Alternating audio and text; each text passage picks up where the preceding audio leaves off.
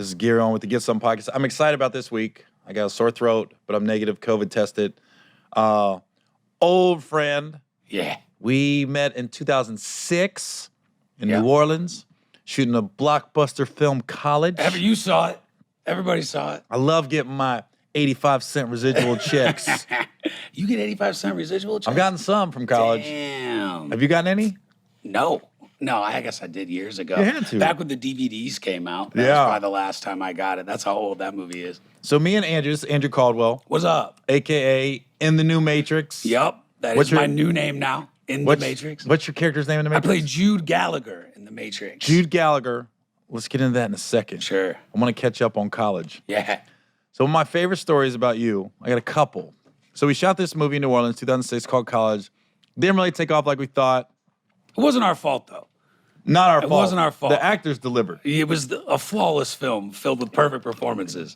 Dude, I thought it was gonna be like what's the other movie that Like came out there? Superbad. That's what I thought it was gonna be like. Well, it was supposed to be, man. Like, we knew they were doing Superbad when we were shooting College, and we knew Superbad was gonna be like another level. We were supposed to come out like 6 months before.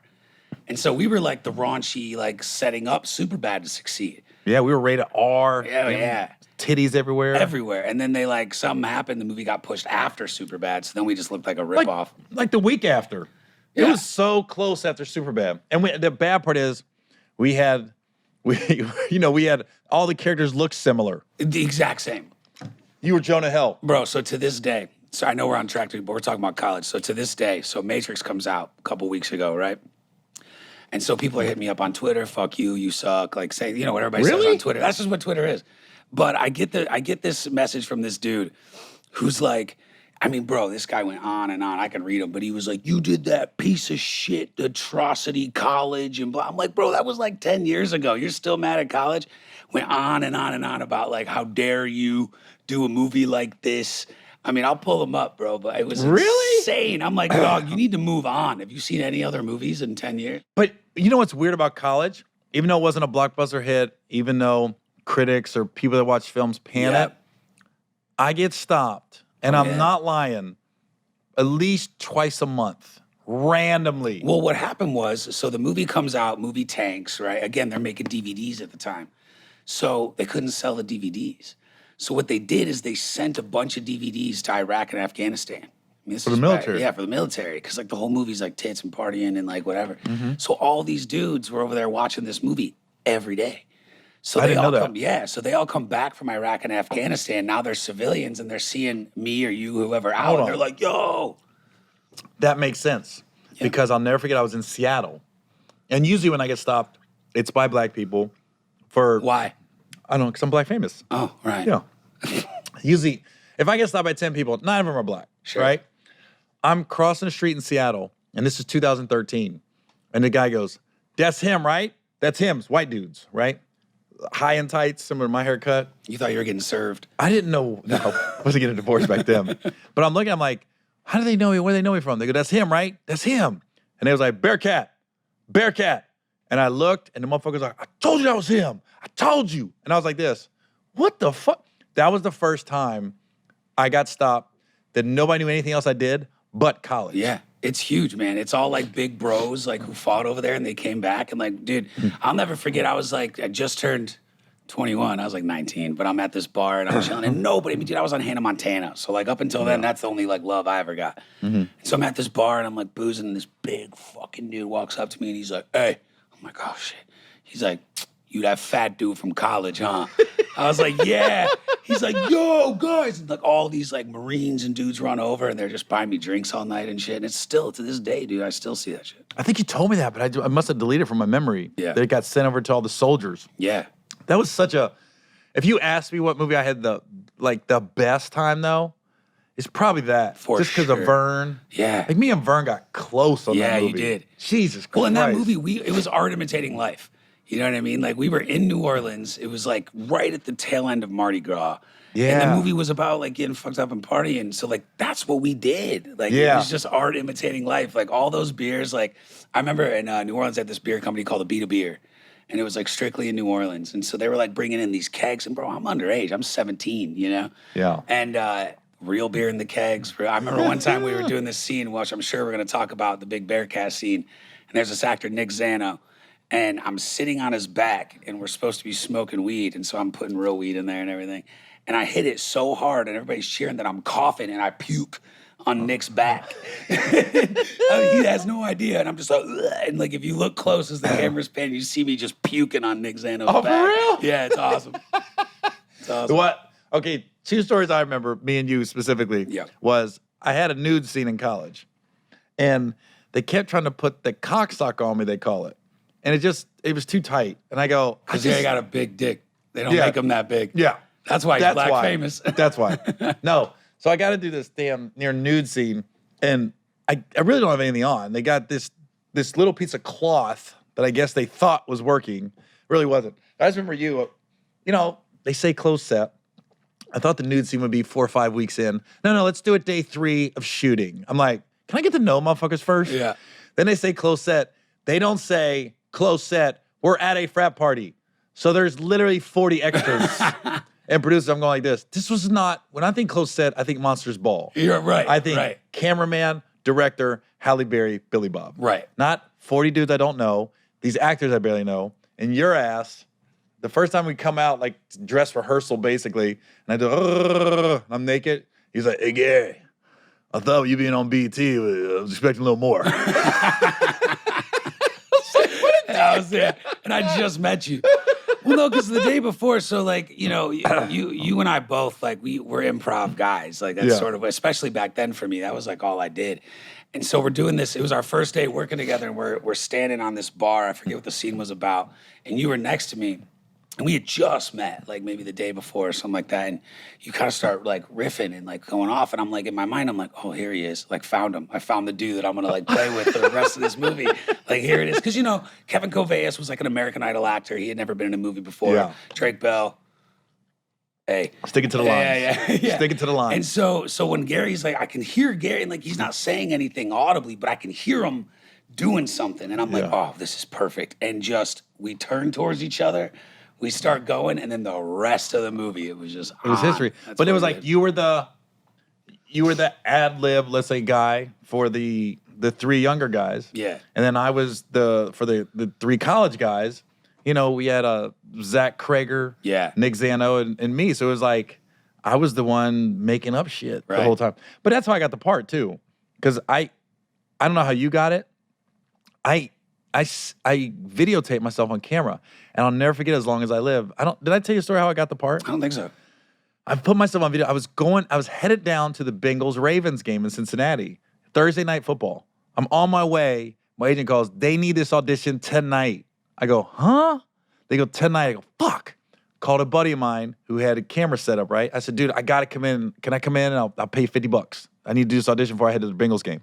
All right. He comes in. So we basically wing it. Right? I got the lines, bring it. This is in November. In February, I'm in Indianapolis, I'm getting on a plane, and they go, my manager calls, they go, hey, we just got a message from college, they want your avails. And I went, what college? And they go, what? I go, what college? And they go, what are you talking about? I go, you just said my availability for college. They go, the movie. And I go, what movie? And they go, you audition? I was like this. Because when I did the audition, I never looked at the name of the movie. They just gave me, I never read the script. Yeah. I had the sides, crazy frat guy, wing it. They wanted some ad libs, wild out. I go, okay. So literally I'm on the plane going, what? And then doors close. I don't, when I land, then I get then they could really explain it to me. I said, I gotta go, I'll call you when I land. Yeah. So I'm on the plane thinking, what kind of dumbass question is that from the agent? My avail. What college? Why was it so hard to ask? What movie is fucking? I don't know what movie it is. I didn't know what they were talking about. And then they told me, and I was like, oh. And then a couple weeks later, I'm in New Orleans filming. That's how I found I got it. That's crazy. But the audition was funny because I'm literally on the way down, and I didn't tailgate because I usually got the game like 2 hours early. So I just got there like at halfway through the first quarter, and I was like, where were you? I was like, I got this audition. Auditioning for movies. No fucking dumbass movie I'm not going to get. Yeah. Not going to make any residuals off it. No, but like, so to go back on that same day when I made fun of your dick and you came out all naked. If you're a Gary Owen fan, you've definitely seen the movie. But he's butt ass naked. He's got all this fake hair sort of like glued onto him. And it was written in the script that somebody takes a shot out of his ass. Ass crack. Yeah, the ass crack. Yeah. And nobody wanted to do it. Everybody was like, I'm not doing it. I'm not doing it. Well, like, you know, like I'm like, well, someone's got to do it. Like, it's a memorable part of the movie. I'm like, somebody's got to do it. So I was like, I'll do it. And so they're like, well, Gary's gonna go get the hair glued on right now. Yeah. So I'm sitting in the makeup trailer, and Gary's standing there in all of his glory, right? And I'm watching them clean his body. I mean, I'm talking like, Oh, they sanitize the fuck out of my ass crack. I'm in there looking at everything, and we get on the set and like we do it. And what's funny is like that was the day my mom showed up on set. That's why your mom likes My me. mom loves you, bro. My mom is the biggest Gary Owen fan in the world. But so I'm like, fuck it, I'm doing it. And so we do the scene, and like, it's funny because it's been all these years later, and there's so many of my people in my life are like, oh yeah, you still friends with Gary? I'm like, if you drink out of a man's ass, you're gonna stay friends with somebody. Bonded. Like, there's no going back. I mean, I had his balls on my forehead for about 35 minutes because that cocksock was not holding his balls. And you know, once that happens, you're kind of stuck with somebody. You know what I mean? You can't really go back. I remember them going, I don't want to do it. All the guys like, I'm not doing it, I'm doing it. You go, you use my full name, you go, I'll drink alcohol Gary Owen's ass. Yeah, I'll do it. I was like, why does he keep calling me by my full name? Because it's a fun name to say, Gary Owen. I don't think I've ever just flat out called you Gary before. No, I don't think so either. Okay, my favorite story about college, though, and I tell this to so many people, that's why I'm glad you're on. You probably don't even remember it, was we went and saw the movie 300 together. Of course I remember this. So we get done with the movie, and now we're going, you're telling me, like, all right, now it's protein shakes and chicken. We're going to go to craft service tomorrow. We're going to get all the junk out of our trailer. Yep. You're like, I'm going to done smoking, no drinking. Come on, we're going to get locked in. I go, I'm with it, dude. You ain't got to tell me twice. Let's do it. We drive by Cafe Du Monde. And I looked at you and I go, tomorrow. Yeah, we got to get some beignets. I mean, we got to get some beignets first. We got to send ourselves off with some beignets. Destroy those beignets. Yo, tomorrow, we're locked. Yeah. We're locked in. I'm not going to smoke. I'm not going to do nothing. Yeah. We were destroying those beignets. Oh, dude, we ate them. We walked in there, and, you know, everywhere we went in New Orleans, because, I mean, this is like right after Katrina, and like everywhere we went, especially with Gary, everybody knew Gary. And it was such a like brutal time in New Orleans. It was right after Katrina, you know what I mean? Like, it was just a tough place to be.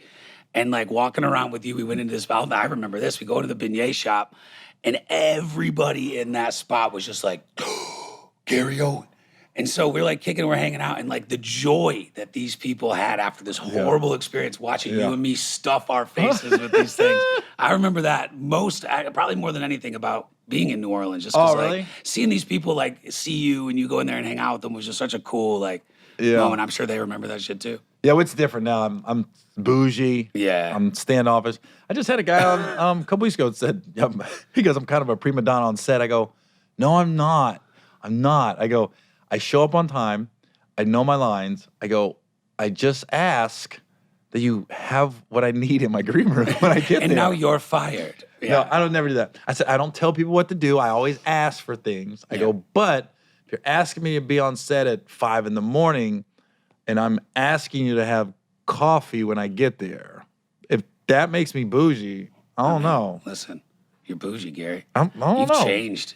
I don't know. I would never drink out of your ass now. I'm still not a dick. I don't say, where the fuck is my coffee? It's be like, hey, can I get the coffee? Like, where's that coffee in my contract? contract? Kind of polite, but I'm still like, look, you guys gassed me in early. I didn't want to oversleep. Hey, you got to give it. It's like you don't work this hard to not tell somebody to get your coffee in the morning. You know what I mean? Well, and it's funny, like, I used to just do it myself, and then I was doing Little Man, and the girl goes, I need you to stop getting your food and snacks. I go, why? She goes, I can get fired. Yeah. She goes, I'm assigned to you, and if they see you getting it, then they're looking at me like, where you at? Yeah. And I never looked at it like that. Yeah. I was it's like, true. whoa. There's people that got to do their job. Their job is to do these things. I've had the same thing happen. I get wranglers on every set I work on because I'm a wanderer. You know, like I smoke and like I'll just sort of wander away. So there's always one person on every set I'm on that's job just to keep me from wandering off. Really? Yeah, I will. Like I'll just like finish my cig, I'll throw it down, I'll like smoke a joint, I'll look around, I'll be like, oh fuck, I'm not anywhere near base camp at this point. So let's get in the Matrix. let's do it. Go into Your the Matrix. latest. Was it true? I read that Keannu flew everybody to the premiere in San Francisco. He didn't fly me to San Francisco. He didn't fly you? No, Come hell on, no, man. hell no. Yeah, I mean, I'm sure it is. I mean, dude, he really is that dude. Like everything you read online is true. I mean, Generous, he's the best, polite. I got a great story with Reeves. So I call him Reeves because Cool. we're friends. Yeah. So he's a super hard worker. Like he works really, really hard. Like from training to working on his lines to like, I mean, he's a super hard worker. I'm not. You know what I mean? Like every role I take is a role I could do in my sleep. I don't work hard. And so we're shooting the scene in the Simulate, the cafe. And, I'm geeked out. It's my first day on set. I'm looking around. It's this huge budget film. I mean, it's amazing.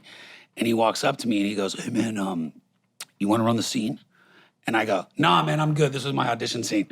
Not even thinking, because in my mind, I'm like, why would Keanu Reeves need to like rehearse? He's Keanu Reeves. Like, Yeah. and he gave me this look like, What? Because like he wanted to like run the scene, but I just in front of everybody, I'm like, "Nah, man, I'm good. This is my audition scene. I'm straight. Don't worry about it."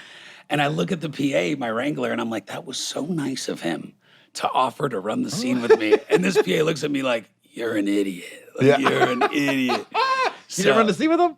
No. Oh my God. No. I mean, he like, dude, and it was so funny because like, here's Keanu Reeves, biggest movie star in the world, like doing the walk of shame, like back to his seat because like this kid didn't want to run lines with him. Did you bring it up later? No. Oh, that's right. He didn't fly you. Yeah, and then I lied to him on his birthday with some fake news. It was his birthday. We're on set, and I'm scrolling through Reddit, and I see this thing, and I should have looked at it, but it was like, Bill and Ted makes, $100 million. And I'm like, damn, dude. I'm like, hey, because it just came out, Bill and Ted. I'm like, congrats on Bill and Ted, bro. Like, that's huge. You made $100 million. He's like, what? I'm like, yeah. He's like, no, wait. So his assistant's trying to find this information. Like, they're trying to figure out, like, what I'm talking about. And as they're doing it, I realize, like, oh, shit, there's a parody article. And, like, he's still sitting for me to you. And I'm like, how am I going to tell him? Like, his whole team's trying to figure out where this $100 million article is coming from. And I'm like, shit, I know. I just told him fake news on his birthday. Like, I know it. And so I didn't say anything. I just waited. And then the next day, he was like, hey, so where did you find that article about 100 million? I'm like, listen, brother, I lied to you on your birthday. Like, I just wanted you to feel good. What did he say? He laughed. I mean, dude, okay. It took about 3 weeks for him to understand who I am. Sarcasm? Yeah, like at first, because I'm ridiculous, especially in the movie, because my character is this super over-the-top, eccentric dude. So when I auditioned for it, I had to sort of make it up myself because they give you no script, no breakdown, nothing. They're like, here are the words, figure it out. He told me this. Yeah. So explain this to me. So I was like, all right, like, I figured out it was The Matrix. Like, I knew, because I was a fan. I want to explain. Yeah. So people, because I know the story. So your agent calls. Right. And was like, yo, we got this movie. Can't tell you what it is. Well, they didn't know what it was either. They were Your like, agent didn't know either? They were like, we know this is a big movie. They were like, Lana Wachowski's the director, but we don't know what it is. And I was like, do you think it's The Matrix? They're like, maybe. But there was no like rumblings of a new Matrix or anything like that. So when I looked at the sides, the script, I was like, this feels like The Matrix to me. Like, this feels like The Matrix. How do you get the sides and don't know? They were dummy sides. They were like fake sides that were written. Really? But they actually weren't. They ended up being my scene in the movie. But like his name's Thomas Anderson. They changed the name to like Ramis Manderson. You know what I mean? Right. So I figured it out. And so I was like, if I'm a character who knows he's in the Matrix and knows that this isn't like, the real world, I would have no inhibitions. I'd be completely ridiculous. Like nothing matters. I'd be completely over the top. I'd be annoying. I'd be huge. So that's what I did for my audition. And I was wearing a white T-shirt and I was writing messages to the director, like on the shirts. What'd you say? Cast me was in one of them. And whether it was my next audition, I was like, I need this, shit like that. I thought you were going to say, Gary Owen's balls on my head. Yeah, you saw my scene with Gary Owen. You should hire me. So yeah, it was a trip, getting there. But because, like I said, my character was so ridiculous and so over the top, you got to keep that energy all day. You know, if you're on set, not to say I'm method or anything, but if your character's supposed to be over the top, you're kind of like that. And I'm naturally kind of like that anyway. No, you? Yeah, a little bit. No. So it took Keanu like about a week to 2 weeks to figure me out. Because at first he would just sort of be like, what the hell is this guy? Yeah. And then he got it. And then once he got it, we became boys, and he totally was down. And he didn't fly out. He didn't fly. He wasn't that good of a boy, I guess. Probably because I lied to him on his birthday. Keanu. Karma. Yeah, dude. Keanu, fuck, I know bro? you're watching this right now. I mean, it's not cool, but if you want to come on the podcast, I'll still have you. Yeah, you should defend yourself on here, bro. You should. Get him on here. Boom. Get him on here. Nice guy. Yeah, right. No, he's the best. But it's funny. You say that because when you was telling me the story about it took him a couple weeks to get you. I think just naturally, like I'm a comedian, but you're more of a comedic actor than comedian. So I did this one independent film, and I'll never forget the first day on set. Similar to what you just told me, Keannu, it just jarred my memory. I do my lines, and I let it go. Boom! One take. Keep up, boys. And I walked off, right? And this one guy goes, "Is this guy serious?" Like the lead actor was like, "Is he serious right now?" Is it like the dude didn't like me for like a week? Yeah. Because he thought I was a dick. Yeah, that happens I was to me like, everywhere. Boom, one take, keep up, boys. And I walked off, walked back to my trailer, and everyone was, the director knew how I was. Everybody else stood there laughing. This guy literally was like, "Is this guy serious right now? Is he serious?" And then I came back out and shot the scene, and it was funny because every time I shoot a scene, I'd get done and be like, "I like the first one. We could have just left it alone." And then, but this guy, I'm not gonna call him out, but this guy was one of those actors that he was so into the craft. Yeah, like the actor's actor. First time I ever worked with one of those. Yeah. That's another line of human being I'm not used to being around. He would do the scene, and we'd be done, and director goes, "We're good." He goes, "Oh, can we do one more? Yeah, I just want one more." It's like I was the like famous line. And I'm going like this. Holy fuck, man. Yep. I was going like this. Nobody's going to see this movie. Nobody's going to see this movie. I'm telling you. Yeah. And nobody did see it. Well, what's worse than like the old school actors are like the young actors. Because like I started off on Disney Channel and shit, you know what I mean? So like a lot of these kids have now like grown up and I still see them. Like I'll take a 60-year-old actor who takes it mad serious, but there's nothing worse than like a 22-year-old actor who thinks like everything's, super important and shit. So they're out there, bro. They exist. And there's always dudes like you and me on a set that are just going to make them very uncomfortable. I was talking to Tony Rock, and we were talking about getting casted and stuff, and he said he can tell us when he walks into the auditions when he's in the hallway. He goes, "I'll look around." He goes, "And I can tell who's not going to get the part." He goes, "If it's the guy," because he's going for a lot of comedies. If it's the guy trying to hold court, he goes, "He's not going to get it." He goes, "He's psyching himself up to be funny." If the guy in the corner that's a trained actor is, he goes, "He's not going to get it." It's always a guy in a chair. Chilling. Like this. Yeah. Yep. All right. And that's the mind game, bro. Because like, because you do stand-up, most of your work is touring and doing stand-up and stuff. Most of my life is audition. Yeah. I mean, since I was 15 years old. I don't envy that at all. Oh, bro. it's the worst existence, and it's terrible. But like that's part of the mind game, like you go in that room and like, people have their script in their hands and they're trying to practice it. Like I'll purposely fold it up, put it in my pocket, act like I don't need it.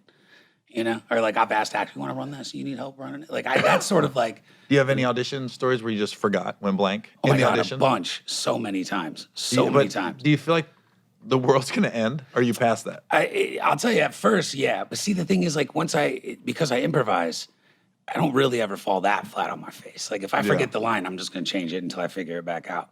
But there's been some. So I'm a big Chris Farley guy. He was my hero growing up, and I was probably 15, 16. And I'm auditioning for this Nickelodeon movie with Kevin Farley, his brother, which to me at the time, that's just as cool, Yeah. And so me and Kevin are doing like a chemistry read, and that was the one time where I just completely like fell on my face. Because he looks like Farley, Kevin looks like him and like, acts like him. So I had this moment where I'm like doing the scene and I like look up and I'm like, I'm pretty much acting with Chris Farley right now. And just froze and just stood there. I ended up getting the part anyway, but yeah. So I mean, it happens, but not anymore. Now everything's on tape. I can do whatever I want. That's what's crazy. It's the best. I don't envy those days of going, because sometimes when people first start going digital with the auditions, this is before COVID. Yeah. And they'd be like, "But we want you in the room, Gary, because your personality shines through and you get to talk to them and stuff." And I'm going, "Yeah, but you don't get to take two. Yeah, exactly. You don't get to take two when you're live in the room. You can't post your lines on the wall like cue cards. How about fake that? It. What's Look, up, dude? How about that? How's my line? Yeah. Does it look like I'm reading it?" Yeah. So I teach acting as well for kids, you know what I mean? Yeah. And like I got a couple adult students and stuff.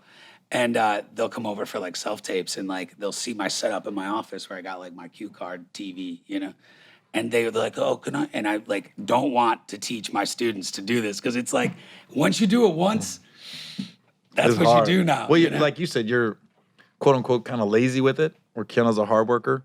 It's like, why would I spend the next 2 days completely memorizing lines when I could really get into the scene and look at the lines, and then really like if I do go blank or want to do an ad lib, I'm not going to get too far off course. I can still see the lines. Right. And are you like me? I don't know if you're like I worked with David Koechner recently, and I was in awe because we would go out to eat after we got off set because I think most movies you click with somebody. Like I think you kind of clicked with everybody on college, but towards the end it kind of like it was me and you hanging out. And I was just in awe because he would have these.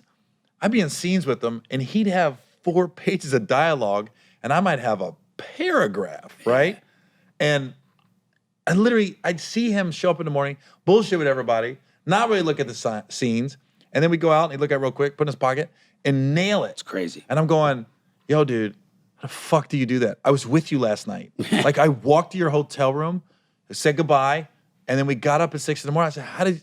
And he goes, muscle memory, baby. Yeah. Muscle memory. Because I do it so much. Yeah. I don't even trip anymore. Yeah. If I got 4 pages of dialogue, I'm up all night in my room making sure, because I don't want to be the guy that everybody's waiting on. Can't get his lines right. I did this show called iZombie on the CW, and I played this like militia leader type thing, and I just had monologue after monologue after monologue. So usually I'm not afraid of monologues because it's like I'll just improvise my way through it. I'll still get all the right beats. It'll be cool. Well, this show was like a word perfect show.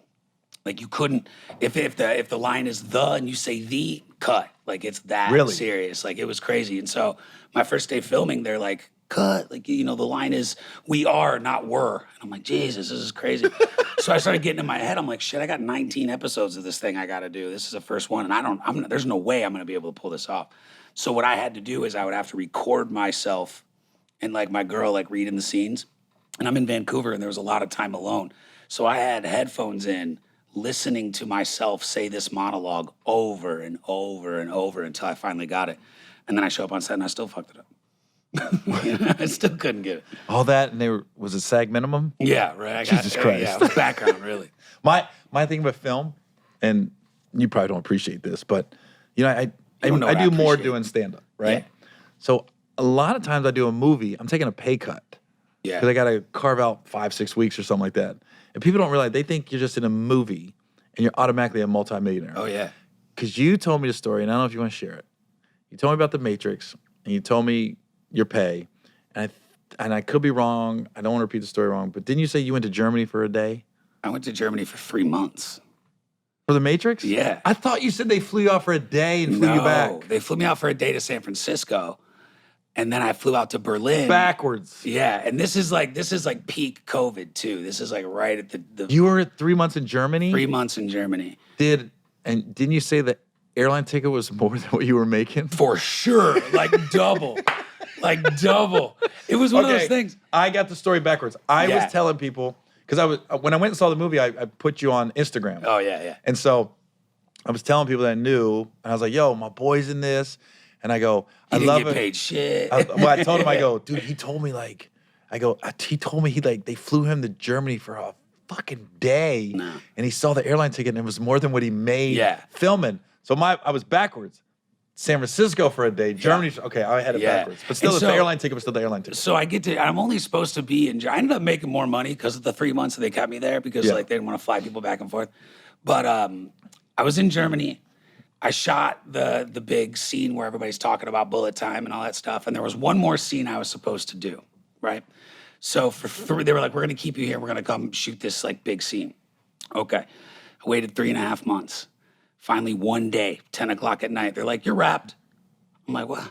Now, mind you, this is COVID. I can't leave my apartment. I can't go anywhere. I can't do it. So for 3 months, I'm sitting in a room, like chilling, waiting to go shoot this like big sequence. And they were like, yeah, fuck it. We're going to cut it. At home. And I was like, so I sat here for 3.5 months, missed out on other work. You didn't film anything? I filmed like one scene at the very beginning, and then the rest. Was the apartment dope? What? Yeah, it was dope. Germany? That was way more than what I got paid for that apartment. It's almost like like you said, I could have got more work, blah blah blah. But at the other end of it, you're in Germany, bomb ass apartment. You're getting to experience something during a pandemic.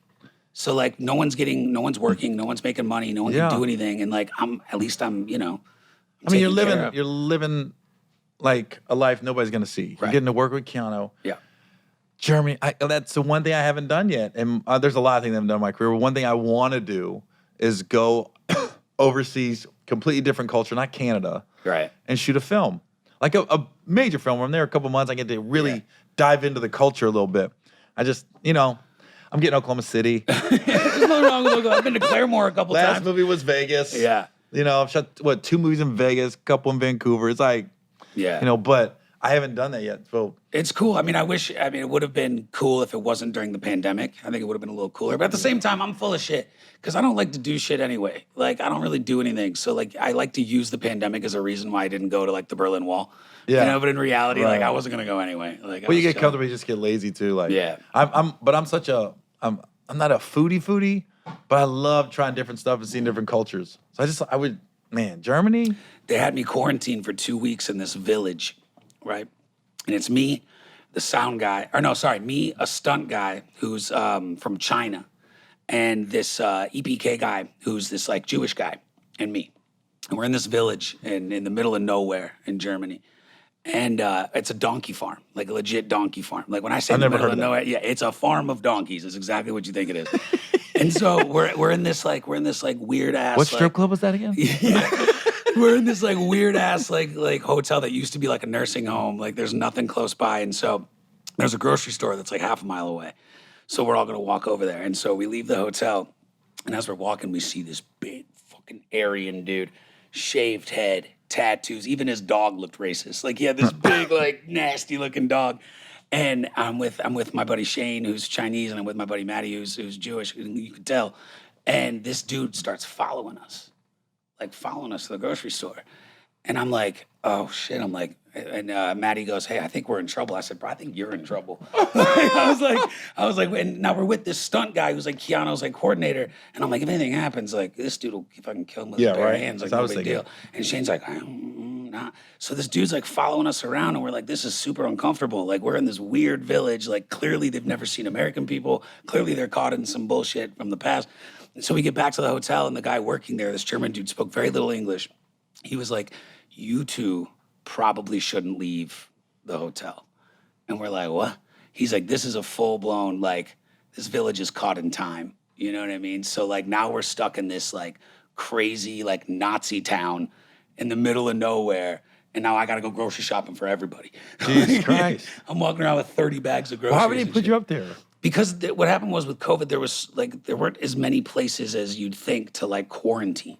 Mm-hmm. We were in one place that kicked us out because they thought we all had COVID because they were COVID testing us. So that place kicked us out. So we were trying to they needed to put us up somewhere. So this was like the best they could find. Really? Yeah, believe it or not. Do your research. Yeah, right. But no, it was other than that part, it was pretty sick. And then we left there and we were in Berlin, and I was right on the strip so I could look out my window and see cool shit. It was tight. Yeah. It was tight. That's other than, the Nazi village. Could have done without that. Could have done without the Nazi village. Every time I left the hotel, that dude was there with his dog. This big scary just sitting there. dog. He was waiting for the Asian dude to walk in. He was just waiting. He was keeping tabs. Yeah, like is what he was doing. He ain't leaving. No, he ain't. I'm like, that's good. I got it. You're like this, yo. Well, I never want to be in the Matrix so bad in my life. Yeah, it was all worth it. It was all worth it. Are you finding now that the Matrix is out, or is the phone ringing more? Yeah, I mean, no, not really. I mean, look, you got to remember too, we're still in a pandemic. And so, like, a lot of these shows and movies are, like, a little gun-shy to get started because, God forbid they get shut down again. Mm-hmm. Yeah, there have been a couple phone calls and stuff, but you got to remember, bro, like, I've been doing this for so long that there isn't anybody in the business, producers, casting, that doesn't already know who I am. Like, it doesn't already be like, oh, he's good.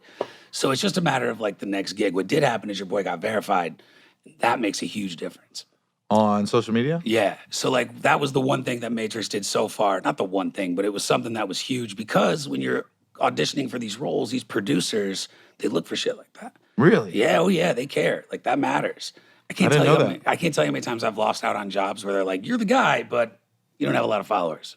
Really? And they go with someone else with like more followers and shit. Wow. There was a good span there a couple of years where they were only hiring YouTubers for movies. Like, that was it.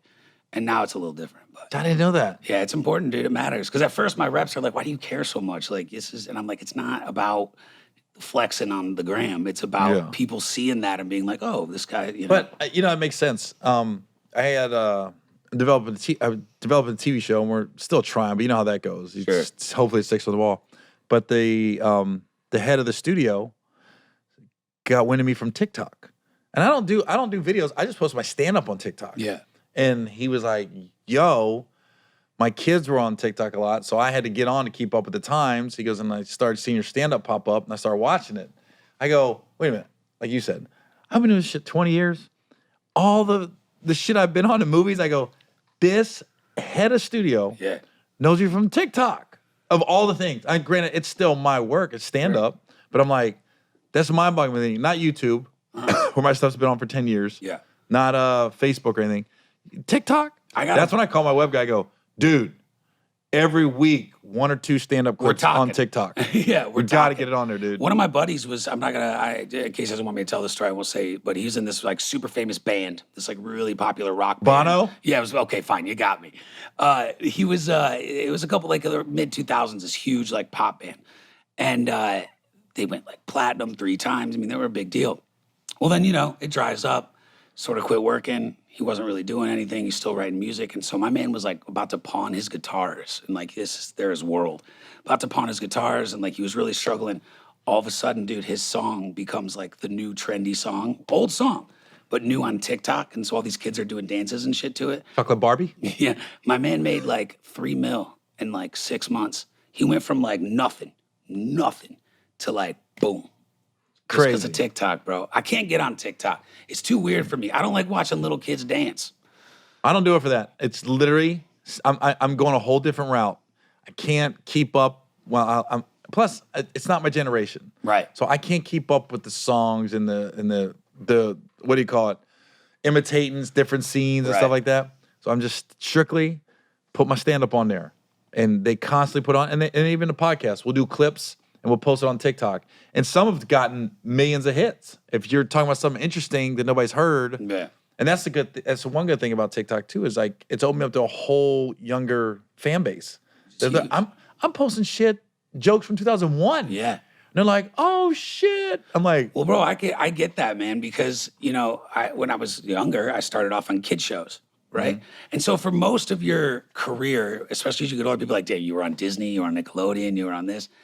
And for me, like, and I still do Nickelodeon. To this day, I'm on a Nickelodeon show.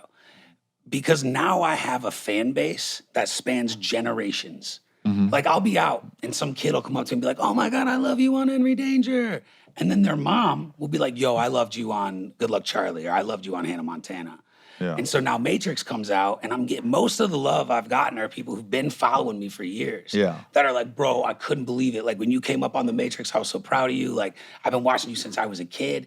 So like getting the kids to be fans, those kids grow up. Mm-hmm. And like those kids become adult fans. And like there's nothing more valuable than like longevity in your fan base. So is it like am I trying to remember if I'm got everything right? You got emancipated? Not really. So what I did, this could never work now. There's no way anybody can get away with this. Because I was always in shock that you were 17 on my own. On your own in New Orleans. Yeah. Because how old was Kevin Coveas? 17. So if you don't know Kevin Coveas, it's Chicken Little from American Idol back in the day. And this was his first film, right? Yeah. The one Kevin Coveas story I'll tell you that you haven't heard, and then we'll get back and Emancipated. Okay, I don't want to forget. Is we were shooting late one night. And it was a scene where I said, if anybody fucks with you, I got your front. And he was like, you mean back? I go, that's how you want it. Yeah. And I was just making it up. Remember Kevin was in his chair and he looked at his dad and he goes, what time is it? And his dad was like, 3 a.m. He goes, well, what time we come in? And I stopped him. I said, hey. I said, we're making a movie right now. I said, there's so many people that we either left not to be here. I go, we're gonna stay till the scene's over. Yeah. And to his credit, he didn't say another word. Sure. But he was just, I could tell where it was headed. And I was like, yo, we're not about to do this. I'm 17. I only get to work 10 hours. Yeah. Or whatever. I said, we gotta get the scene done, man. Right. And he got it. I put that kid through the ringer, man. Like we've been in touch a few times since, but I mean, it was a movie about college, and I treated him like a frat kid. Like I hazed the shit out of him. He's working too. Yeah, he's killing to this it. day. I mean, Kevin's the man. But dude, if you watch that movie, like I'm so physical with him. And really? None of that was fake, bro. Like I just beat the shit out of this kid the really? whole movie. And obviously now I'm like, why would I do that? Like what an asshole. But like I'm 17, I'm feeling myself, Yeah. But when the movie was over, to tie in with what you were saying, he was like, I get what you were doing now. Like, because it was keeping him humble. You know what I mean? It was like just It's all like, new to him, man. Yeah, and so I mean, listen, maybe the best way to keep him humble was not to whoop his ass the whole movie, but he was perfect for that part. he was perfect, and he's great, and he's still a great actor. He's out there doing his thing. Yeah, I see him on random stuff. I saw him like in a football movie. I don't know what it was about. The comebacks, I think it was what it was. Was it? I think can't so. remember. I was like, oh shit, and then I was like, he's getting older. He ain't 17. Yeah, but he's he looks a man. the exact same. Yeah, he's just a man now. Yeah. Yeah. So let's go back to Emancipated. So I had just moved out to California maybe like 6-7 months before for acting, and I was supposed to be homeschooled From Detroit, from Flint. Flint. Yeah. So obviously I'm not doing my homeschool work. Like I'm chilling and hanging out and like living in LA. So I booked a role in the movie Tenacious D in The Pick of Destiny. Yeah. And they were like, we need to see his schoolwork. And I'm like, oh, like I haven't done anything. Like I've not done one thing. So again, this could never fly now. They would never let it happen. But I went online and I found this bogus ass high school equivalency thing that was fake, dude. It's like it wasn't even a real test. And so I like fill out all the questions. It's like, you failed. Try again. I'm like, all right. And it gave me all the answers. And so it gave me like a diploma. Like they sent me like it looked like a real ass diploma. So we go to set and they're like, okay, we need some schoolwork. And I'm like, oh, I'm graduated. And so they like look at the diploma and they were like, oh, and I was like, so legally that means I don't have to rap early and I don't have to have my mom or a guardian on set. And without even they were like, all right. And so it just went like that for years. Now, nowadays, they would never in a million years would that fly. Yeah. But this is like 2004, 2005. They were like, fuck it. As long as he's working, we don't care. So emancipated, no, but I sure said I was. I sure convinced a lot You told of people. me. Yeah. You told me, yeah, man, I'm emancipated. Well, because if I you love didn't my say it parents. and word got out that I wasn't, they'd had to shut the whole thing down, Yeah, because I was like, dude, there's you and Kevin Coveas couldn't have been more opposite for 17-year-olds. He had to do His school. dad was there all the time. He was doing homework. Andrew's at White Castle, or no, Crystal. At 3 a.m. on Bourbon Street. Hammered. 17 years old, hammered. I bought 100 Crystal burgers. And I don't know if you're the one that found me or if it was somebody else, but like they came to my room and I'm in my bed, passed out with Crystal burgers. I was with them. I was with their buddy. Yeah. I was like, dude, get up. This dude's living the life. Yeah, doing my thing. Oh my God. Yeah. I mean, dude, I look back on that movie and we had the best time. You could never do any of that shit now. Like that movie would never get made today, as it shouldn't. It does not age well. Yeah. But I mean, man, what a blast. Like, that was super It was fun. I got to do a rated R college frat movie. Yeah. There's no drawbacks. What's to that. cooler than that? You know what I mean? You know what I mean? The best part, and it sucks that Verne passed away, but getting to know that dude. Dude, you gotta tell the strip club story about Verne. I got a couple. He's not gonna be mad now. No. Okay. First time I met Verne, he comes to set, and I go, "What's up, man?" He goes, "What's up?" And his hand was kind of crooked. So I went and tried to shake it real slightly. He goes, "Shake my hand like a man, bitch." I was like, Jesus Christ. So we go to one night, me and Verne are out, and we go to a strip club. We walk in. I'm not going to say he was there, but there were some NFL players in the back. Huge Hall of Fame NFL players. I'm negative. I don't know what happened. Wait on this medicine ball. But, Gary, I'm just kidding. They're bringing it. Huh? They're bringing it. Yeah. I'm losing it right now. Trying to tell the story. So... It's Verne telling you to shut the fuck up. Yeah, it's Verne. Don't tell the story. I'm still going into heaven. So we go to strip club, and I'm not lying. When we get there, the door guy says, "Yo, we got so-and-so's in the back." And I'm like, why are they telling us this? I don't care. And I don't know why. I still don't know why he told us this. Me and Verne walk in, and first it was me. And they're like, When they saw Verne, it was like, everything opened up. Welcome. We go in a strip club. All the girls that was in the back with these ball players left them, come out to us. They're going nuts over Verne. I'm literally not lying. They're passing him around, stripper to stripper, and they're kissing him on his head, kissing him everywhere. He was like a Tootsie Pop. Yeah. Like licking him. And I was like, what the fuck? And I'm just sitting back, enjoying the show. Verne never wanted to be exploited unless it was with strippers. Oh my God. Like then he was fine with it. Like if you made jokes or like made Verne feel weird about it, he was not about that. And rightfully so. The guy's, he was a veteran. Yeah. But as soon as strippers or titties came around, like Verne had no problem getting picked up, kissed, inserted, whatever it was, dude. Gary, well, we left. Well, here's the end of the story. We leave. I'm shit-faced. I don't know if Verne was. But I took his cart and I basically stole it. And I didn't know he had this little scooter they had to get around in. I didn't know, no, he really needed that to get around. Yeah. He can't walk very far. So I'm fucking half a mile down Bourbon. I stopped and got a Hurricane. Yeah, You the know? I come drive-thru. back, Verne just sitting there on the side of the corner on that brick street of Bourbon, you know, amongst all the piss and liquor. And he's sitting there, he goes, "Hey, bitch, I can't get around." And I was like this, oh, my fault. And like bad. one of the security guys there goes, "I had him, G. I wasn't gonna let nothing happen." I go, "Appreciate it." I go, "Fuck, my bad, dude." Dude, Verne and Gary was a sight to be seen. We did a like a pilot. Remember that? The Meter Maid pilot. Yeah, that was a short film that we were hoping to turn into a film. Yeah. But didn't work out. And again, I called you and I called Verne because I got two guys that'd be funny as shit in this. Yeah, but Verne just did it on the strength. Yeah. You know, he's like, it was this movie where we hoping it would turn Meter Maids into like a goofy comedy, and me and Verne were the Meter Maids. Yeah. It was hilarious. I mean, it was hilarious. It's online. I mean, it's on YouTube and stuff, but it's still funny, the little 5-minute shit we did. But yeah, we just got cool. He would come see my stand-up shows and everything else. So when he passed, I was like, I probably hadn't talked to him in a year Yeah. when he passed. Because that's the thing. I was talking to somebody and they said, you know, movies are like summer camp. Yeah, for sure. They're a bubble. You have fun, you're there, and then everybody's got their own hustle. And you sometimes you stay in touch, sometimes you don't. I Sometimes started you telling lose people touch. no. Like I did a movie called Haunt, and it was a bunch of people my age, and we all had a blast and hanging out. And the whole time, they're like, I can't wait for us to hang out in LA. I was like, that's never gonna happen. I'm done with you guys after this.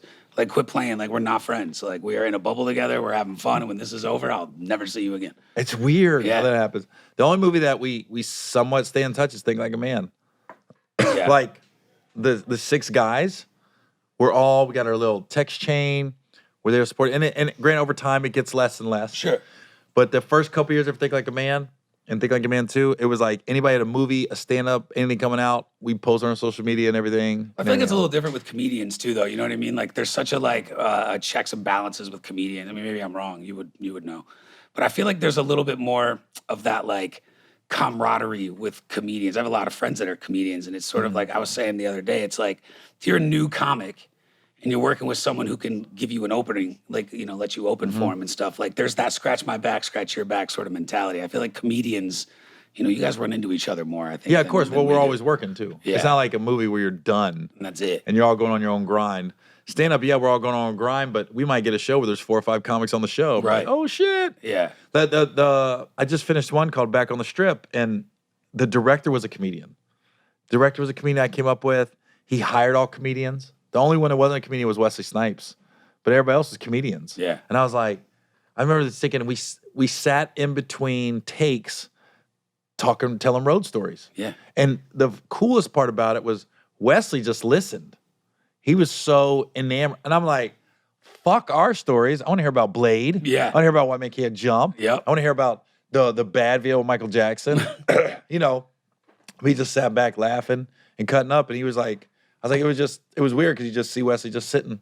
Well, every time we kick it, especially if we were in San Francisco, like that, if you're not a stand-up comedian, those stories are incredible. We were sitting in the lobby of that hotel, the Fairmont, and I was like, yo, and we were just chopping up. You were telling me stories about the road and stand like that shit is fascinating. You know what I mean? It's like rock and roll. Well, it's I that's why I liked that show Crashing on HBO so much. Yeah, that show's good. It's pretty accurate about the struggle, the open mic nights and stuff. And then Louis C.K. had his show, and that was basically him being a stand-up. It's the behind the scenes. How long were you in the grind? Like, how long were you grinding with open mics? And like, how long did that take until it was like, all right, Gary, come to our spot? My story's a little different because I was in the Navy Yeah. when I started doing stand-up. So I would most guys would go to nightclubs. I'd hit all the comedy spots. There was only one Right. comedy club, La Jolla Comedy Store, but I would hit all the comedy spots. So I started on the black rooms because if you want to do the black rooms in San Diego, you could get up every night. If you want to do the mainstream rooms, there's always a list. You got to call somebody, Yeah. and it was a lot harder to get stage time. The black comedy rooms, you just show up and like, hey, what's up? Can I get up? You go, all right, man.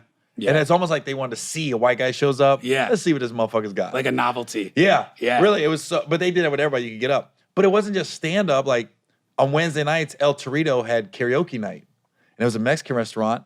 So everyone got to know, like, oh, this dude's coming in. He's telling jokes for 5 minutes. instead of singing a song. And it was funny because it became a thing on Wednesday, like, you coming, right? And then it was like a time spot, like 10 p.m., Gary's going up. So you were already a regular before you even started getting in the game. I was right around San Diego. Sure. And then you just get, comics would come in town and you get to know them as they do the Comedy Store. I'd always sit in the back and talk to people. And I never was like obnoxious.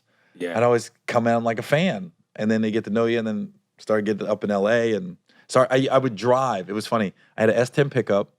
So if I got off work at 4 o'clock, I would drive to LA for maybe a 9 p.m. spot and then drive back down to San Diego. Had to be at work at 6, 7 in the morning. And I had I'm dating myself. I had the club on the steering wheel. Yeah. And I had the thing that goes in the front dash. So it was a Walmart or Kmart in Dana Point. And that's where I would pull over and take a nap if I was too tired to drive home. Yeah. And then I started lying to people because all my military buddies, I'd be like, yo, last night I saw Chris Rock. I saw Jim Carrey. I saw Jerry Seinfeld. I'm just lying, right? They're like, no way. I said, you should go with me. And all I needed them was help me drive. Yeah, exactly. And then they'd be like, dude, we didn't see nobody. I was like, I was here last Rough night. night. I don't know, man. Must be filming a movie or something. I was jumping into stand-up when I was like 16 or 17, and I was doing improv at Second City, and at the time it was next to the Improv. And so I would like sort of sneak in. I'm underage, you know what I mean? But I would like sneak in through the side and like try to do open mics, and I was doing them, a decent amount. And I remember one night, Zach Galifianakis went up, and he did this. This is in what city? This is in LA. LA. Okay. And he went up randomly, just was like, I'm going to go up. And so I watched Zach Galifianakis do stand-up. Again, I'm like 17. And that was the moment where I was like, I'm not doing stand-up anymore. I was like, I'm not doing it. Because it was so technically sound and so smart and so brilliant and so well-worked that I was like, I'm disrespecting the craft. Like, I'm getting up there and fucking around, which was fun. Yeah. But I had so much respect for stand-up comedy, and to see him just do like a masterful set. I was like, I'm not doing this anymore. I'm not doing it. Like, it's such a beautiful art form that I was like, I'm disrespecting it by getting up here and talking about, It's so fat guys odd to getting me. pussy or whatever. That was my whole great set. I'm a joke. fat guy, I get pussy. And that was it. It's so odd to me when I hear people say it's such an art form because to me, it's just something I've always done. Like, I'm at the point now where I've done it over half my life. Yeah. And it's like a painter, to me, that's art, a Picasso or something. And I'm going, I don't know, I'm just up there talking. Yeah, but that is the art form, you know what I mean? Like, I've seen you do stand-up a bunch of times in person and like in your videos and stuff. And like, what you do is an art form. Like, to be able to get up there, especially in the crowds that you perform for, like, to be able to get up there and banter and do that is your art form. Mm-hmm. It's like voiceover artists, right? They'll be like, my voice is my instrument. Yeah. Like, your instrument is that ability to get up there and do that. And so, sure, maybe to you it doesn't feel like art anymore because you do it all the time. Yeah. But to the people watching, for sure, it's art. Yeah, see, it's. I saw you do the Laugh Factory. This is like shortly after college, and this is back when I was still trying to do stand up, and I was like, Gary, what's your set like? Like, just what are you gonna do? And you were like, I have no fucking idea. I was like, what do you mean? He's like, I don't know. I have no idea what I'm gonna do. And so I'm like, how the hell is he about to get up at the Laugh Factory, sold out crowd? Like, what's he gonna do? And you got up there, grabbed the mic, and just started talking to people in the audience and roasting people. You were up there for probably 25 minutes. Yeah. And I was like, he really didn't have shit to say. Like, he didn't have one. Like, I'm like, I drove all the way out to come see you. You came in for. I'm like, I can't wait to see him work his bullshit. You went up there and just made fun of people and had a blast. But that is your art form, dude. That's why it works. You know what I mean? Yeah. Now, when you're 15, 14, whatever, that is so odd. And not odd, but rare to like know you want to be an actor and then pursue it. I don't want to tell the wrong story, but Josh Hutcherson from the Hunger Games. Yeah. What I had read, I think I read in a newspaper, he's a Cincinnati kid. Oh, okay. And I remember hearing rumblings about, this kid in Cincinnati is getting some big roles out in LA and stuff. And I was like, wow. And I think his mother said, Josh said, I want to be an actor. And she goes, that's fine, not taking a 7 or 8 year old serious. Right.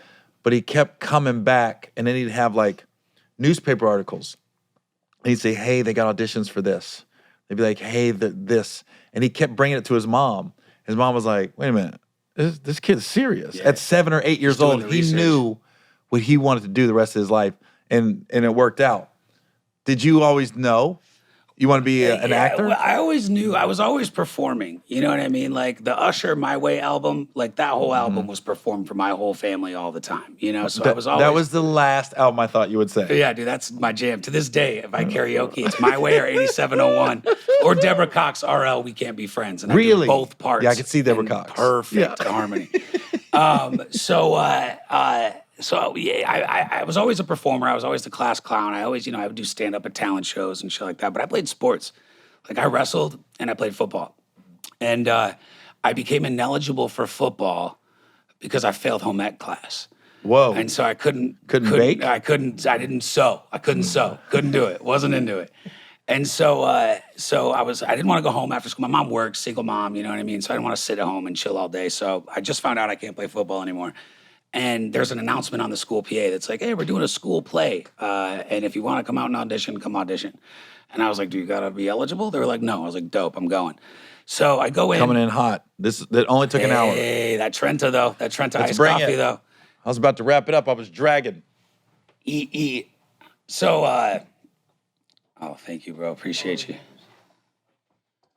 Thank you, man. So I auditioned for this play, and I get the part of like the funny guy, like the police chief. So I did the school play and crushed. Like I loved it. Like that's when I knew for sure. I was like, this is gonna happen. And so my teacher, the drama teacher, told my mom, she was like, listen, like if he ever wanted to do this professionally, like you probably could. And my mom's pretty eccentric and risky and cool. Like my mom's like, she's nuts. So she was like, oh, okay. So we went to this like acting competition thing in Florida, and there were like 2,000 actors there, and I took first place. And so from the first school play to living in LA and working and stuff was only about a year and a half. So did I always know I wanted to be an actor? Nah, I didn't know. Not really, but I knew I liked to perform. And then once I did that play, I knew that was it. Like it was over. And it wasn't long after I got here, I started booking stuff. But my mom was like, fuck it, quit her job, sold our house. But how did you, so you just moved out to LA? You had no contacts? No. So when I went to the acting competition and I won, I met my first manager, who ended up being, a huge scumbag. They all are. No way. First manager? Right. And They're out like plucking kids out of the hotel in Orlando. Yeah, no, he sucked. So, but he was good enough to be like, hey, I can get you a couple auditions here and there. Come on out here. And so I did.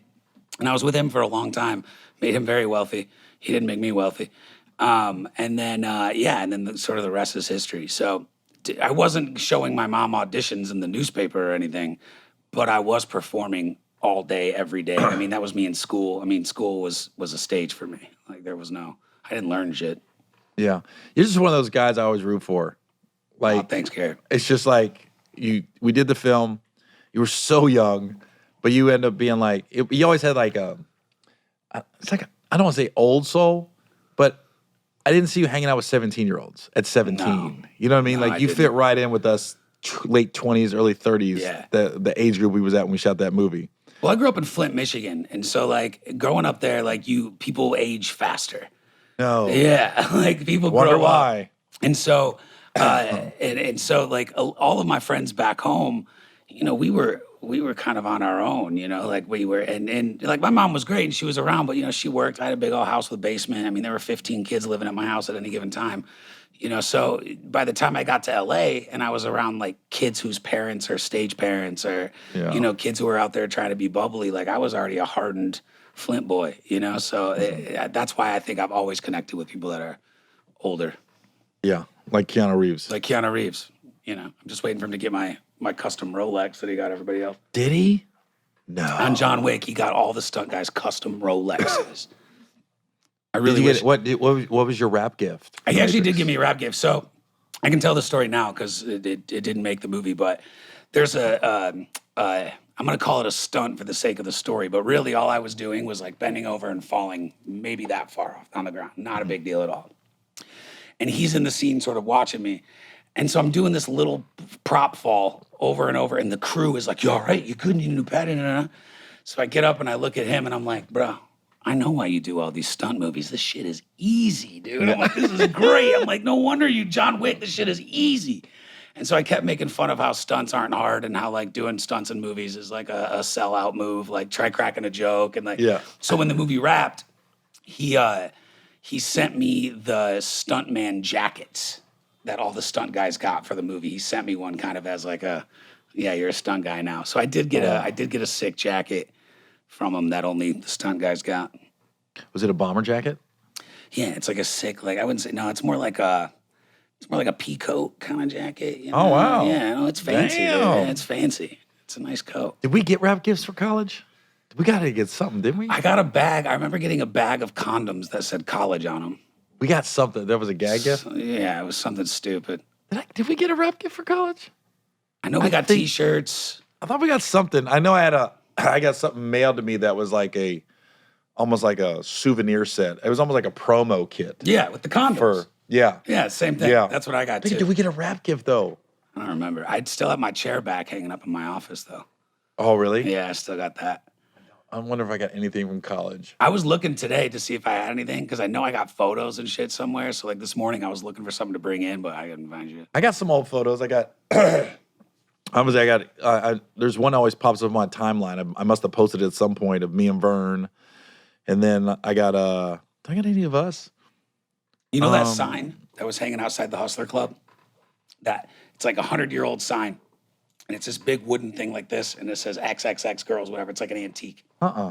Again, I'm 17. Deb Hagen, our director, was like, "You ever been to a strip club?" I'm like, "No." She's like, "Let's go." So she takes me to the Hustler Club and has to like pull all these favors to like get me in. First time I'm in a strip club. Again, I'm getting bombed, you know, having a good time. And as I'm leaving the strip club, I jump and I grab this sign. And again, right after Katrina, so this thing was water damaged, like this thing. And I pull it down and I still have the sign from the Hustler Nobody Club. say anything? I just jumped on, whop, pulled it down, took it, and I still to this day I have it. And it's just this like, I'll never do. It's one of my most prized possessions. What's crazy is like, out of all of us out of that movie, who knew Haley Bennett was going to take off like she did? Well, she did. She knew she was. I just remember when she showed up, she was like, "When we get per diem," Yeah. because she didn't have no money. Nothing. She goes, "I can't eat," Yeah. and I think I bought her something to eat. Yeah. I I took her out to eat or gave her money for food or something. But I remember then her boyfriend showed up a couple days later, and she was like, literally, "I need my." She was so quiet. She goes, "When do we?" Because she came like a week or two after we were already there. yeah, she was the last one cast. Yeah. Yeah. So I remember she was like, "Do we when we get per diem?" Yeah. And I was like, Then her mom showed up and mom was like running shit. Yeah. Yeah. But I was like, wow. Yeah, I Haley. thought I was struggling. This I is just a saw struggle. Camille Manna in a commercial. Really? Yeah, she's in some commercial. I think it's like a Burger King commercial or something like that. Dang. She looked the same? Exact same. Nothing's changed. Asians, man. No, they hold it together. Dude, It's amazing. they get the 20 and then they don't do shit until 70. Yeah. And then it happens quick. Then boom. Boom. And then they lived at 103. Yeah. Crazy. Crazy. Have you talked to Nick Zano at all? Yeah, a couple of years ago, I would run into him at auditions and shit every once in a while because obviously we audition for the same things. Oh, yeah. But no, I would see him every once in a while. Nick's just one of those like elusive dudes, man. Like he just like you see him and then you don't, and it's like I don't know how the hell Nick Zano makes money. Like He's like, on some. He's always on something. Yeah. He's always on some show that no one watches, but it runs for 20 seasons. Like he's like, I'm like, oh, what's Nick Zano working on? Oh, he's got 400 episodes of all the time we've lived, and it's like, what the fuck is this? But now he's a superhero on something. Yeah, Yeah. yeah. I noticed that too. He's always on something like this. That guy stays working. Just though. never stops. Never stops. And then Zach, I don't know what happened to him. Zach. So we're with the same management company, and he did The Whitest Kid You Know, which was that sketch show that he had, which was like He was on iconic. it. I auditioned for a pilot that he got. Yeah, I remember that. Three but Men and a Baby? He's really selective in what he does. I think he made a pretty decent grip on The Whitest Kids, and he's a pretty smart guy. I remember him like talking to me about finances and shit like that back then. While I'm like, whatever, you want to smoke this joint or what? Yeah. But I think he just like took, and he's very selective. Like I tried to get him to do a movie, or I didn't try. My buddy tried to get him in a movie that I was in, and he's just very choosy, man. Like and I guess he can be. You know, so he's around. You'll see Zach every once in a while. But Zach, if he was like me and was like, I'll do anything, you'd see him everywhere. God, it's still hard to believe it's been 15 years. It's been a long time, dude. No, it's 16. Yeah. 2006 we filmed it. Yeah. I keep forgetting we're in 2022. It's funny how it's still such a relevant thing. Like I have like 100 movies and TV shows on my resume. And the one that is always like I come back to and the one that always I have the most memories from is that movie. College. Yeah, it's always You got to college. work with me. And that was all it was. That was it, bro. That was it. Got to work with Gary Owen. Dude, and it's funny, man. Like, we were talking earlier about how no one stays in touch and shit after movies, but like we have, bro. Like you came to my spot because you had an audition. This was funny. I'm gonna tell this story. I don't know if you want me to or not. So, Gary's a stand-up comedian. Like that's Gary's thing, and he's an actor, but he's a stand-up. And this is 5-7 years ago, maybe. No, it was longer than that. It was over 10. Yeah. This is a while before ago. Before Think Like a Man. This was for something else. But anyway, he calls me. And he's like, Andrew, I'm in LA. I was like, oh, sick. He's like, I want to meet up. I'm like, all right, cool, man. I got this audition. And I was like, okay. He's like, I'm going to need you to help me with this audition. Yeah. So I'm like, oh, shit, okay, bro. Like, of course. And he like comes over. We ran this audition. You almost booked it. It was. No, I thought I had it. Yeah. Like they did the whole, what's your avails? Yeah. And at the last minute, they just flipped it. That happens all the time. And I was like, what just happened? Yeah. But so from that to like, and I remember one time I was driving out to Vegas. I was living there for like 6 months. And as I'm driving, I see a billboard with your face on it. And it's like, performing in Vegas. I'm like, word. And so I just called you right from the car. And he's like, yeah, I'm going up tonight. I was like, sick. And this is how you know I love Gary, because like I'm a narcissist. Like I need to be treated like a king everywhere I go. And so I go to Gary's show. It's great. He crushes. And like afterwards, he's like, you'll come through here and like we'll say what's up. So I'm like, okay. He's like, just come through this door and we'll see what's up. Motherfucker put me in the line for the photographs and the autographs. I'm like, bro, I drank out of your butt. I didn't charge you. Hey, no, he didn't charge me for the photo. And the dude taking the photo like handed it to me. And I'm like, and my mom was like, I'll take it. And my mom still has it framed in her house. My mom has 2 pictures of me and you framed in her house. Well, the thing was, I knew I had the meet and greet. It's called a meet and greet. And I don't know the setup till I get there. It's my first night in Vegas. So I don't know what the setup is. So that's why I was like, just come to meet and greet. We'll hang out after. We could chop it up and everything. I didn't know when I walked in. I go, oh, there's a lot more people at this meet and greet than I thought. It was like standing half the crowd. in line. I'm standing in line with like 70 people, like looking at my boy, like just waiting to get up there to say what up. I was like, what's up, bro? And then the dude took the picture. Was like $5. But Gary's like, no.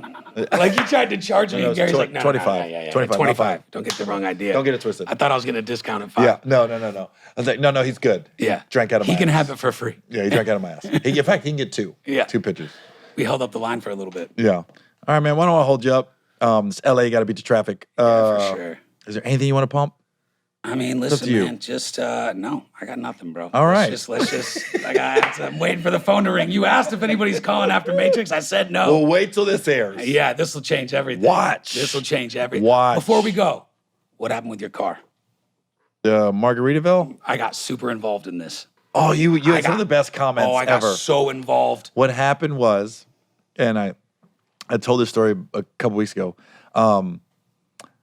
the corporate called Margaritaville, because when my car got wrecked in the valet, I wasn't in it. The valet was like, Margaritaville was like, we hired a third party company. It's not their fault. The valet guy was like, we ain't got cameras. None of our guys hit your car. They parked it, but they didn't hit it because they would have been in another car. We would have saw it. So I'm telling the guy, I go, by your logic, you're never liable.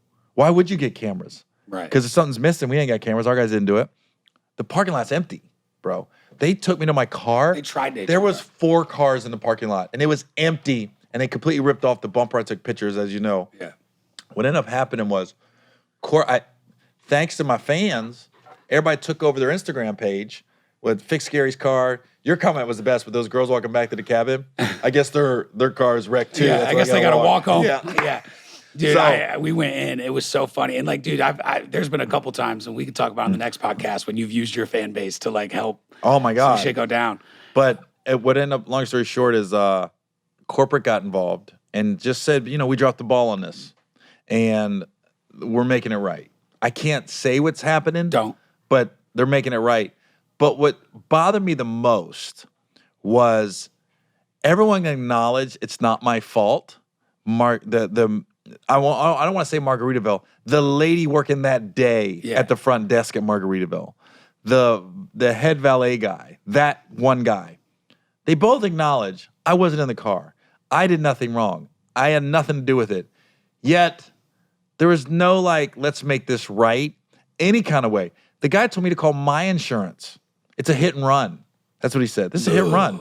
The ladies, when I checked out, first they called my room. What time you checking out? I go, when I have a car to check out too. I live here now. Yeah. Then when I checked out, she goes, well, obviously we're going to take the valet off. I was like, whoa, you're still charging me for the room? So when I went to, and I literally gave him out. I said, I'm going to ask you one more time. This is the stance you're taking. Did they know who you were? Not a clue. Ooh. This is the stance you're taking. You're saying, thanks for coming. We wrecked your car, but don't bother us. Please leave. I can't drive my car. It's not undrivable. Like the bumper's on the ground. It was brutal. It was bad. So once, thanks to the fans of social media, they took over the dang Instagram page. So funny, man. Some of those comments were so funny. And then they made it right. But the guy even said, he goes, we dropped the ball on this. Yeah. Completely. Listen, and they're making it right. Just because it's a good story doesn't mean it can be, the story could be told, and they are doing it right. So like, it's okay. Like they're good, but the story's still funny. Like the story still has to be told, but they are off the hook. They did. I even messaged them because I commented on every photo. I was sitting in my dressing room working on Danger Force, this Nickelodeon show. That was so funny. And I'm sitting in my dressing room. Oh God. Hold on. Let me show you. My guy texted me your comment. He goes, this is the funniest one yet. Let me see. He says, bruh. This is one of my best friends. He goes, bruh, this is the best one yet. And I looked who it was. I go, that's fucking Andrew. Hold on. Really? Oh, here it is. So this is one of my... The girl's walking away. Yeah. A good friend. I saw it. I go, hey, that's Andrew. What did I say? You said... So it's a picture of these girls like walking away, and my comment was, so they had to walk home because you wrecked their car too? At least Gary Owen got a ride. You said that their post is on the 12th and final day of Christmas, Margaritaville Lake Resort, Lake Comro gave to me a one-of-a-kind escape to our waterfront loft, and Andrew. So they had to walk home too, they never got. But my guy was like, look, he just put the laugh emoji. He's like, bruh. Is he a producer? Is he hiring? No, he works for Volkswagen in Memphis. I drive a Volkswagen. He's not in the business. All right. But I was like, and I'm looking, I go, wait a minute. That's Andrew made that comment. Yeah. They ended up ones. messaging me back because I sent them a message and I was like, hey, you guys, because like I'm bored. I'm sitting in the dressing room all day. And like you had my back once. So I'm like, I'm going to light this shit up. And so I messaged them. I'm like, yo, you guys need to take care of this car because like I'm joking, but like this shit's going to get out of hand. Like I'm telling you. Yeah. And like a couple days later, they're like, we're handling it. Well, one lady made the most comment that made the most sense. She goes, fixing that bumper is going to be a lot cheaper than loss of revenue. Oh, yeah. You know what I mean? And you know what? Margaritaville, they did it. They did their thing. God bless. They're and like I say, you can't have a corporation like that has thousands of employees. And it's not like you're saying the entire chain is bad.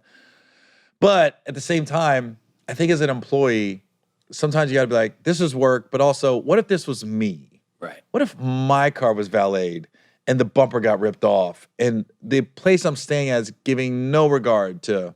Did they ever say, like, afterwards, like, we had no idea the hell that you unleashed with your fans? Like, did they ever acknowledge that they just got destroyed on social media? They didn't say that in those words, but they say, can you make another post? And I made another post. Yeah, you did. Yeah, they said, can you please make another post?